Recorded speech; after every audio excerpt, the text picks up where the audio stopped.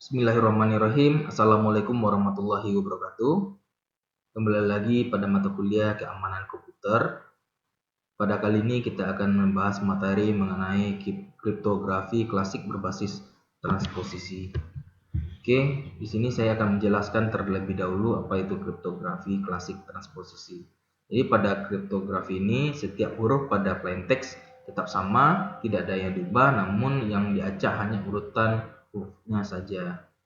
Jadi teknik ini digunakan oleh bangsa Spartan di daerah Yunani pada alat yang bernama papyrus atau skytale untuk merahasiakan pesan. Jadi terdapat dua metode yang dapat digunakan untuk pada teknik transposisi ini. Yang pertama itu ada metode kolumnar dan yang kedua metode permutasi, ya, atau biasa juga dikenal dengan metode transposisi, ya. Nah, pertama yaitu metode kolumnar. Nah, cara kerja sandi kolumnar atau kolom zipper itu adalah dengan menulis karakter teks asli dengan orientasi baris dengan panjang karakter yang sama, dan kemudian teks sandi atau zipper itu didapatkan dengan menulis ulang dengan orientasi kolom, ya. Apabila teks tidak mencukupi seluruh kolom, maka dapat ditambahkan dengan teks tertentu yang telah disepakati. Artinya nanti apabila nanti bagian kolomnya ada yang kosong, nanti kita bisa tambahkan dengan teks atau karakter lainnya yang telah disepakati. Ya, kemudian terdapat dua kunci dalam zipper ini, yaitu lebar kolom atau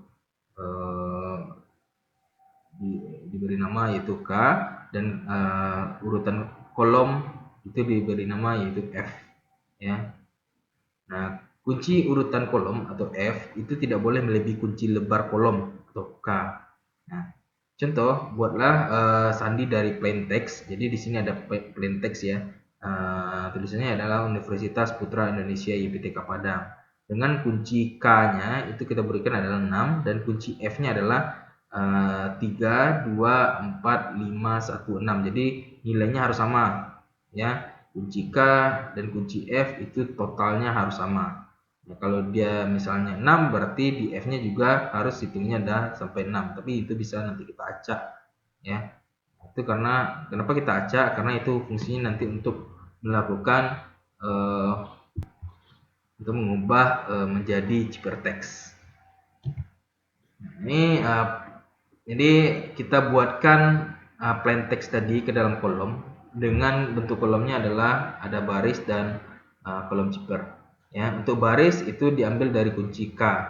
Kunci K-nya kita ada 6, berarti kita urut dari 1 sampai 6. 1, 2, 3, 4, 5, 6. Nah, kalau untuk yang kolom zipper itu kita gunakan F, kunci F, ya. Nah, dengan urutan 3, 2, 4, 5, 1, 6. Berarti di sini kita bentuk 3, 2, 4, 5, 1, 6. Nah, kemudian kita tulis secara horizontal plain text tadi ke dalam kolom, ya. Berarti di sini tulisan Universitas Putra Indonesia YPTK Padang. Nah, ternyata di sini kalau hanya asli dari plain textnya itu hanya sampai di 16, ya, kolom 16. Nah, artinya kita harus tambahkan agar tidak kosong, ya. Seperti penjelasan tadi, apabila teks tidak mencukupi seluruh kolom, maka dapat ditambahkan dengan teks tertentu yang telah disepakati. Nah, di sini disepakati nilainya adalah Z, karakter yang kita tambahkan adalah Z. Nah, jadi ciphertext didapat dari penulisan kolom di atas, itu diurut berdasarkan atau secara vertikal, ya, dari kolom 1, 2, 3, 4, 5, 6, ya, sehingga ciphertextnya menjadi ini. Berarti kita urut 1 dulu secara vertikal, berarti ESISKG, ESISKG. Nah, kemudian 2 NITOYD, NITOYD. Kemudian yang ketiga USUDAA, ya. Nah, sampai seterusnya. Nah, sampai nanti urutan ke-6 yaitu RPNIPZ.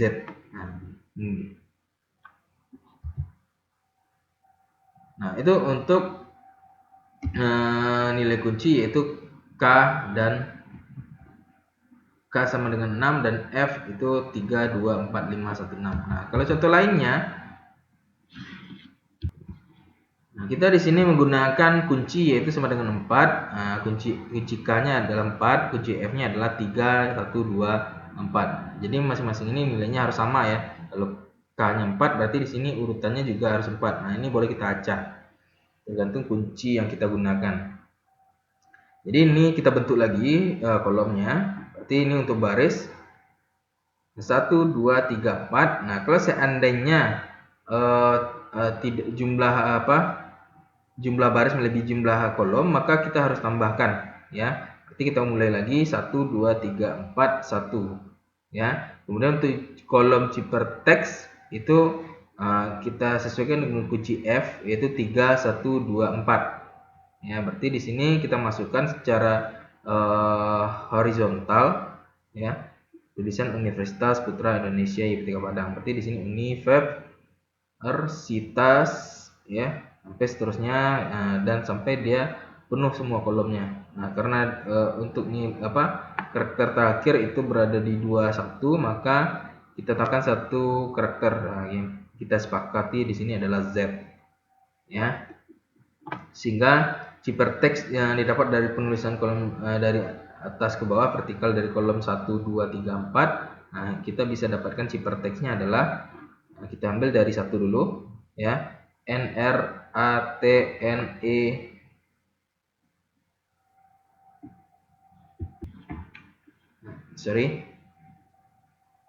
NRAT, kemudian langsung kedua ya. Nah, ISSR, nah, kemudian ketiga UETU ya, kemudian keempat FIPA. Nah, kemudian balik lagi ke satu ya, kolom ke satu yaitu NEYP, kemudian 2 DSPA, kemudian ketiga INAK ya, kemudian keempat OITDZ OITD. Nah, kemudian balik lagi ke satu NGAZ seperti itu. Jadi sehingga nanti hasil ciphertext-nya adalah ini ya. Nah, kemudian untuk crypt analisis metode kolumnar itu untuk memecahkan sandi yang dibuat dengan teknik transposisi metode kolumnar ini adalah dengan menebak ya, kira-kira kunci apa yang digunakan untuk kunci K dan untuk kunci F. Nah, setelah diketahui maka menuliskan ciphertext yang akan dipecahkan tersebut ke dalam kolom dengan jumlah baris sebesar kunci K dari atas ke bawah atau vertikal. Kemudian menuliskan menyusun urutan kolom tersebut berdasarkan kunci F dan membaca plaintext secara mendatar dari kiri ke kanan atau horizontal dari baris pertama sampai baris terakhir. Nah, di sini ada contoh, pecahkanlah ciphertext di bawah ini yaitu ini ya, S IS KG NI TOY sampai seterusnya sampai Z dengan kunci ya, clue-nya adalah kunci K sama dengan 6 dan kunci F adalah urutannya 3, 2, 4, 5, 1, 6 ya. Jadi di sini kita berikan clue-nya adalah kunci K-nya adalah 6, kunci F-nya adalah 3, 2, 4, 5, 1, 6. Nah, sehingga ciphertext ditulis dalam bentuk kolom ya, seperti di bawah ini. Jadi untuk proses script analisis itu kebalikan ya. Jadi teks yang akan kita ubah menjadi plain text ya, dimana posisi penulisan kolomnya itu kita buat secara vertikal ya. Kalau yang pertama tadi itu dibuat secara horizontal. Nah, sekarang kita buat secara vertikal. Artinya urutannya di sini adalah 1, 2, 3, 4, 5, 6. Nah, ini tetap juga 1, 2, 3, 4, 5, 6. Kita tulis ESISKG NITOYD ya, sesuai dengan ini. Nah, sampai seterusnya ke 6. Nah, kemudian kita ubah lagi sesuai dengan kunci K dan kunci F, di mana urutannya adalah 3, 2, 4, 5, 1 ya. Berarti 3 apa? 3 USUDAA, berarti sama dengan ini. Kemudian 2, nah kita ambil ini NI TOYD ya. Nah, kemudian yang 4 adalah ITRNPA. Nah, ini kita salin ya sampai dengan yang ke-6 itu RPNIPZ.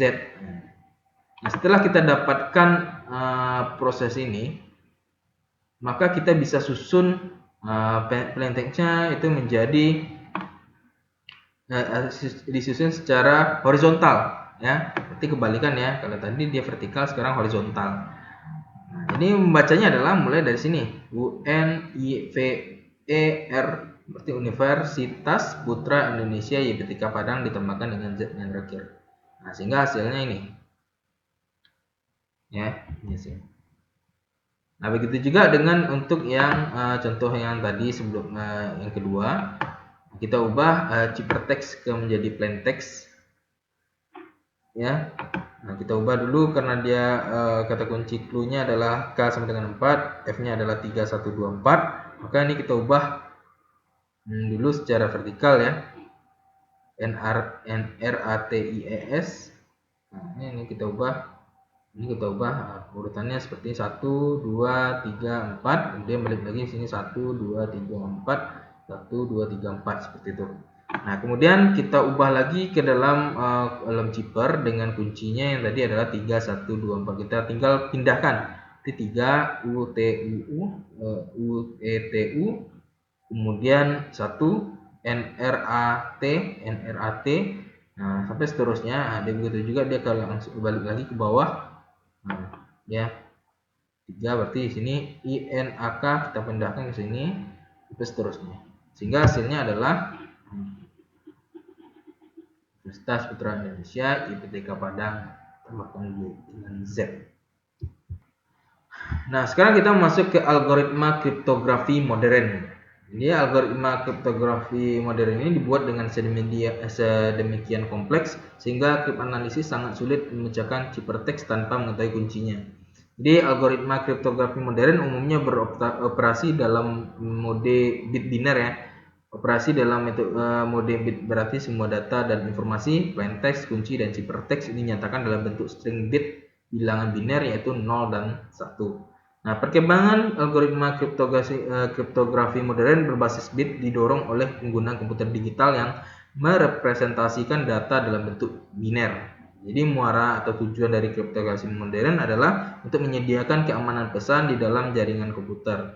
Nah, salah satu algoritma kriptografi modern yang paling sederhana adalah algoritma XOR atau Executive OR, Exclusive OR.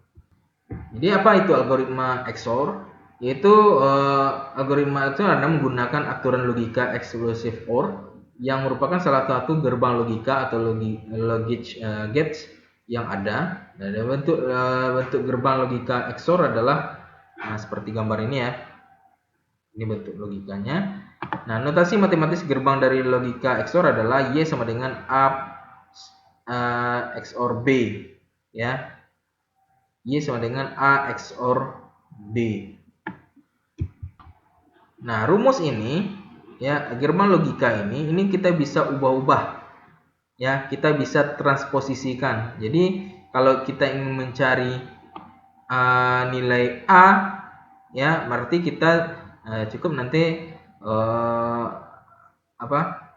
A sama dengan Y XOR B gitu. Ya. Jadi kita cukup nanti transposisikan. Jadi dia bisa diganti-gantikan. Jadi untuk tabel kebenaran gerbang logika XOR seperti ini. Ya, pertama itu A, kemudian B dan Y. Nah, ini untuk fungsi XOR ya, logika XOR. Apabila A sama dengan 0, B sama dengan 0, maka apabila dibuatkan XOR-nya adalah itu sama dengan 0. Kemudian A1, B0, XOR-nya Y-nya adalah 1. Kemudian A 0, B1, maka XOR Y-nya adalah 1. Kalau A-nya sama dengan 1, B-nya sama dengan 1, maka XOR Y-nya adalah 0. Jadi seperti ini nanti kita melakukan konversi atau transposisinya. Ya. Ini logika kita yang akan nanti kita pakai dalam melakukan kriptografi di algoritma XOR ini. Jadi urutan langkah dari algoritma XOR yaitu pertama, kita harus mengubah setiap huruf atau angka atau karakter pada plain text menjadi bilangan biner sesuai dengan daftar tabel kode ASCII. Jadi kita nanti akan menggunakan tabel bantu berdasarkan daftar tabel yang ada di kode ASCII ini. Kemudian yang kedua, mengubah setiap huruf, angka atau karakter kunci menjadi bilangan biner sesuai dengan daftar tabel kode ASCII. Jadi nanti kita akan konversikan menjadi bilangan biner. Nah, jadi dari kode-kode ASCII tadi itu kita ubah itu menjadi bilangan biner. Kemudian melakukan operasi logika XOR antara plain text dengan kunci sehingga didapatkan ciphertext. Nah, jadi nanti akan ada plain text dengan kata kunci yang nantinya kita gunakan untuk melakukan proses XOR.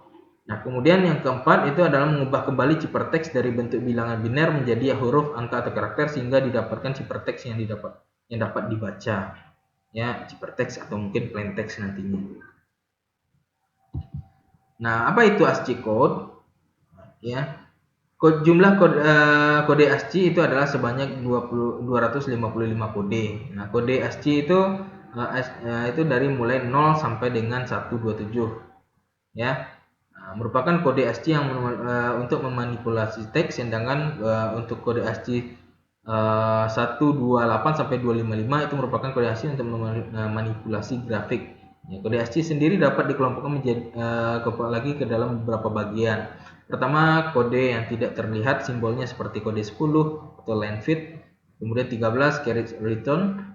Kemudian yang ke-8 itu tab. Kemudian yang ke-32 adalah spasi. Kemudian yang kedua, kode yang terlihat simbolnya seperti A sampai Z atau numerik 0 sampai 9, karakter khusus si simbol-simbol ini. Kemudian kode yang tidak ada di keyboard namun dapat ditampilkan. Kode ini umumnya untuk kode-kode grafik. Nah, makanya tadi kode ASCII itu adalah terdiri dari 255 untuk proses manipulasi teks itu nanti kita gunakan kode yang mulai dari 0 sampai dengan 127. Lalu untuk yang grafik ya, yang tidak terlihat untuk grafik, manipulasi grafik itu nanti kita gunakan 128 sampai 255. Dalam pengkodean kode ASCII itu memanfaatkan 8 bit. Nah, pada saat ini kode ASCII telah digantikan oleh kode Unicode atau Universal Code, di mana Unicode dalam pengkodeannya memanfaatkan 16 bit sehingga memungkinkan untuk menyimpan kode-kode lain seperti kode bahasa Jepang, Cina, Thailand, dan lain sebagainya. Nah, ini nanti kita gunakan ya sebagai alat bantu kita melakukan konversi bilangan heksadesimal ke biner.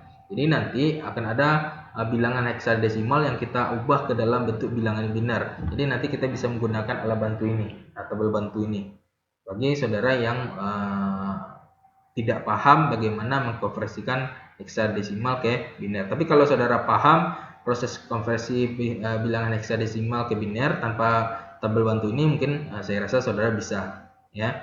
Nah, jadi di sini untuk heksadesimal 0 itu adalah bilang binernya 0000, kemudian 000, berarti ada 8 biner 0 di dalam heksadesimal 0.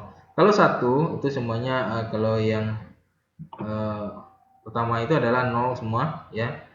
0 0 0 0 0 0 0 1 ya. Kenapa dia di sini 1? Nah, karena nanti kita bisa konversikan bilangannya dari heksadesimal ke biner, sehingga untuk biner yang pertama nilai 1 ini angkanya adalah 1. Kalau 2 berarti 0 1 0 di sini. Kalau 3 1 1 0 0. Nah, biasanya kita ada alat bantu tabel ya, tabel konversi. Nah, itu nanti kita bisa gunakan untuk mencari ini. Ya. Atau bisa juga kita menggunakan cara seperti ini. Ya. Ya, ada cara yang seperti ini. Nah, kita gunakan tabel konversi bilangan heksadesimal ke biner, di mana 1 itu adalah 0001.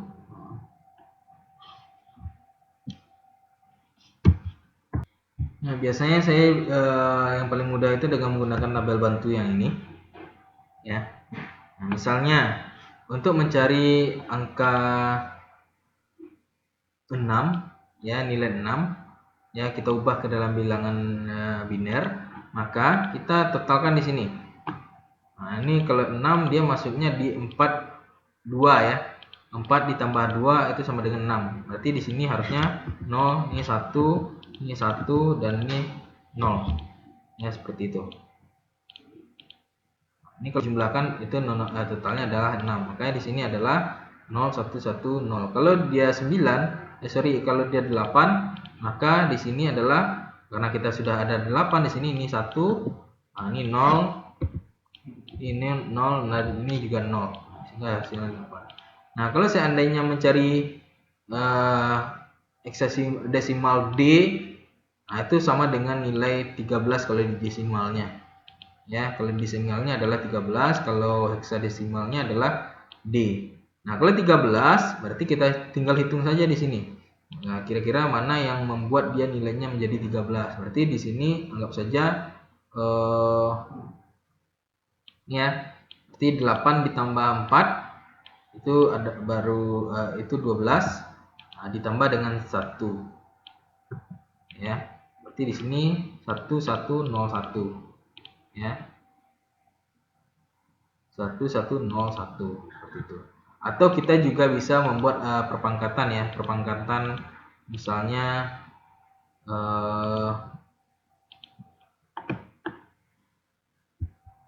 bukan perpangkatan ya, untuk mencari konversi dari hexadesimal ke biner itu kita bisa melakukan pembagian dengan muatan 2.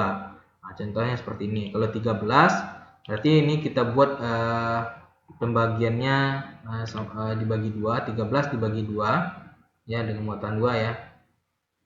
13 dibagi 2 itu sisa hasil baginya adalah 1. Ya, kenapa dia 1? Karena ini tidak habis dibagi, artinya dia tidak bulat ya. Misalnya kalau kita bagi ini 2 dibagi 13 itu nilainya adalah 6,5 ya, 6,5. Maka dia nanti akan ada sisa hasil bagi.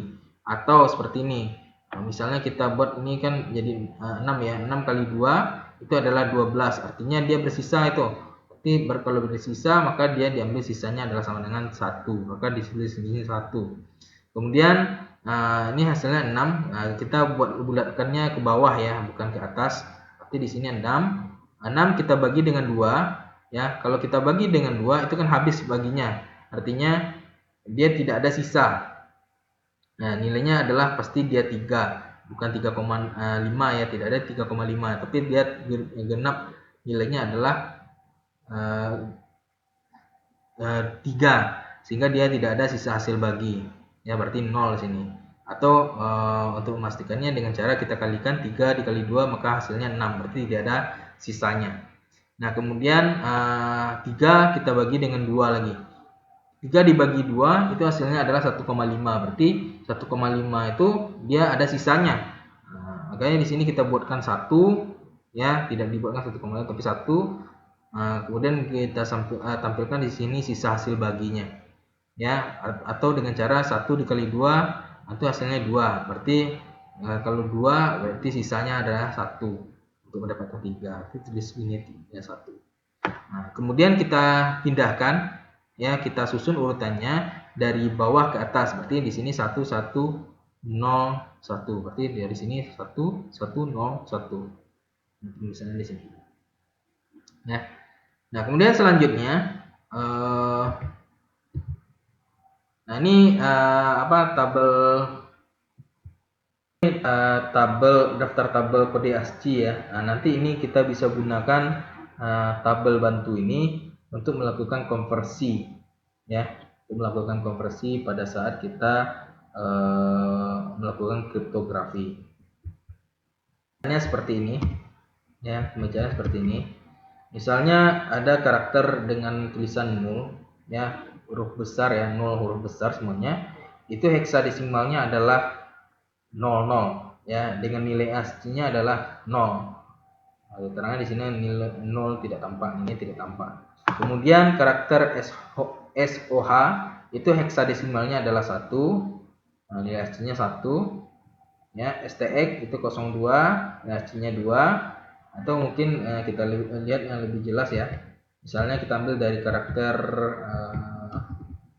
angka pertama. Kalau nilai angka yang ditampilkan itu adalah 1, maka heksadesimalnya adalah 31, ya. Berarti kita ambil nanti nilai heksadesimalnya adalah 31. Kalau 2, maka kita ambil nilai heksadesimalnya adalah 32. Kemudian kalau 3, nilai heksadesimalnya ada 33. Nah, kemudian untuk yang lainnya seperti huruf A, di sini ada huruf A besar, itu heksadesimalnya adalah 41. Kemudian karakter huruf B besar itu nilai heksadesimalnya adalah 42. Nah, sampai seterusnya. Nah, termasuk juga nanti ada huruf kecilnya. Kalau huruf A kecil itu nilai heksadesimalnya ada 61, huruf B kecil itu 62, ya. Sampai seterusnya di sini nanti kita bisa gunakan sebagai alat bantu kita dalam melakukan kriptografi, ya. Termasuk nanti di sini ada simbol-simbol yang nanti kita juga bisa gunakan sebagai acuan kita dalam membentuk nilai heksadesimal. Oke, nah, mungkin langsung saja ke dalam contoh algoritma XOR. Nah, contoh pertama yaitu sandikanlah plaintext di bawah ini dengan menggunakan algoritma XOR dengan rincian sebagai berikut. Jadi di sini ada plaintext yaitu UPI PTK Padang dengan kuncinya. Ini sini kita buatkan kuncinya adalah 165 A B C D E F G H I J, ya. Jadi kata kunci yang kita gunakan di sini adalah 165 A B C D E F G H I J, ya, dengan plaintextnya UPI PTK Padang. Nah, caranya prosesnya adalah pertama kita harus mengubah setiap huruf angka atau karakter pada plaintext menjadi bilangan biner sesuai dengan daftar tabel ASCII. Jadi acuan kita adalah dari daftar tabel ASCII. Kemudian selanjutnya kita mengubah setiap huruf angka karakter pada kode menjadi bilangan biner sesuai dengan daftar tabel kode ASCII, ya. Jadi plaintext dan kunci itu kita ubah berdasarkan daftar tabel ASCII. Kemudian melakukan proses logika XOR antara plaintext dengan kunci sehingga didapatkan ciphertextnya. Nah, ini pertama kita ubah, ya, plaintext dari UPI PTK Padang ke dalam bentuk kode ASCII. Yang pertama kita ubah U-nya dulu. U itu kode ASCII-nya adalah 55. Nah, kenapa 55? Kita lihat di sini. Lihat di sini. U besar, ya. U besar itu 55. Kemudian P besar yaitu 50. Kita lihat di sini. Ini 50. I besar itu 49. I huruf besar itu 49. Ini sampai seterusnya. Nah, sampai seterusnya. Setelah kita dapatkan kode ASCII, kemudian kita ubah kode ASCII tersebut yang berupa nilai heksadesimal ke dalam bentuk bilangan biner, ya. Bagaimana cara mengubahnya? Mengubahnya adalah kita ambil per bagian dari nilai ini. Artinya 55, berarti ini kita pecah 5 dan 5. Berarti binernya adalah, kalau 5 itu berapa? Kita lihat tabel bantu kita dalam konversi heksadesimal ke biner, ya. Nah, kalau 5 itu adalah 0101, ya. Atau di sini kita bisa lihat juga ini 0101. Nah, berarti di sini kita tulis, ya, 0101. Kemudian kalau P itu adalah 50. P 50 kita konversikan ke dalam bilangan biner, ya. 5 dan 0, ya. 5 berarti 0101. Nah, kemudian kalau nolnya tentu dia semuanya 0, ya. Berarti 01 01 0 semuanya untuk yang nilai 0. Kemudian 49 berarti 4 dan 9. Berarti 4 itu berapa?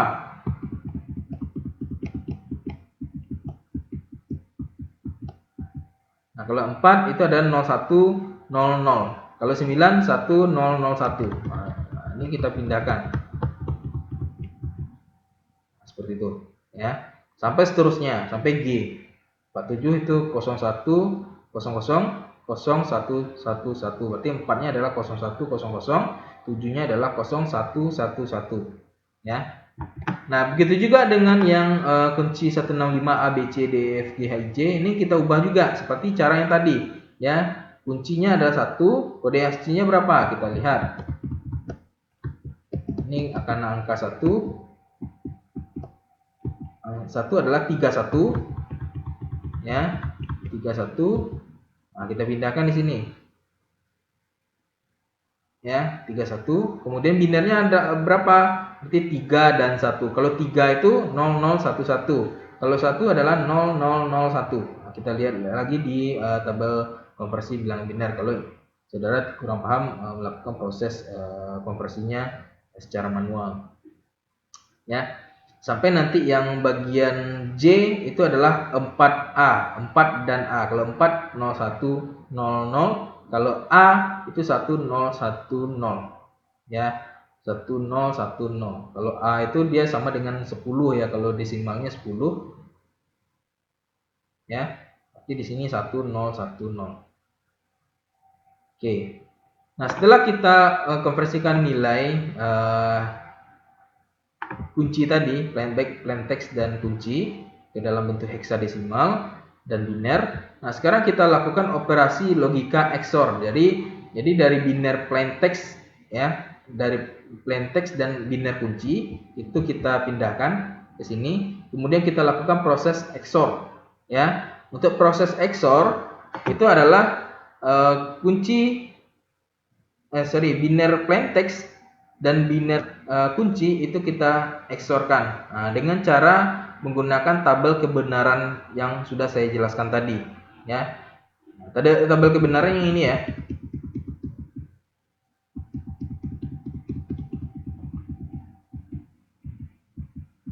Nah, ini tabel kebenaran. Kalau dia nilainya A-nya adalah 0, B-nya adalah 0, hasil XOR-nya adalah 0. Kalau A-nya 1, B-nya 0, hasil XOR-nya adalah 1. Ya, kalau 01 berarti 1, kalau 11 berarti 0. Nah, seperti itu. Nah, jadi di sini kita bisa lihat prosesnya ya. Nah, 11 berarti dia 0 ya. 00 itu sama dengan 0. 10 itu hasilnya adalah 1 XOR-nya. 00 itu 0 ya. Kemudian 11 itu 0, 01 itu 1, 10 1, 00 itu hasilnya adalah 0 untuk XOR-nya. Begitu juga dengan yang lain. Ya, ini yang kita sandingkan semuanya. Kita sandingkan. Ya, sehingga hasil ciphertextnya seperti yang ada di sini. Nah, setelah kita dapatkan ciphertext, kita ubah kembali dia ke dalam bentuk kode aksi heksadesimal ya. Jadi 0110 0100 itu heksadesimalnya berapa dari kode aksi ASCII? Yaitu adalah 6 dan 4 ya, 6 dan 4. 0110 ya, 0110 itu adalah 6. Kita lihat di sini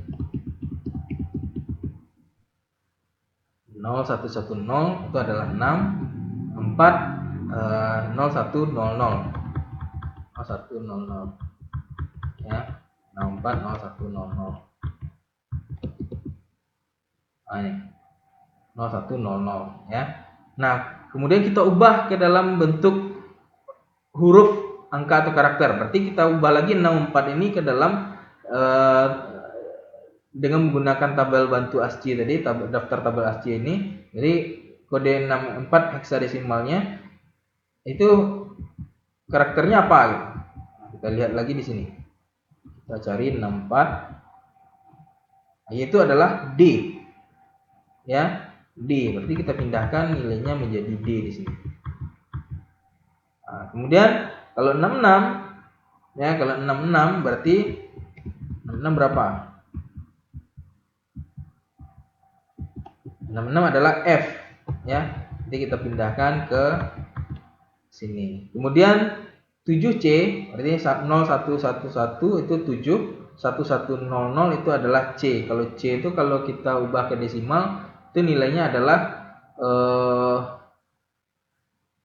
12 ya. 12 nilainya adalah 12 ya.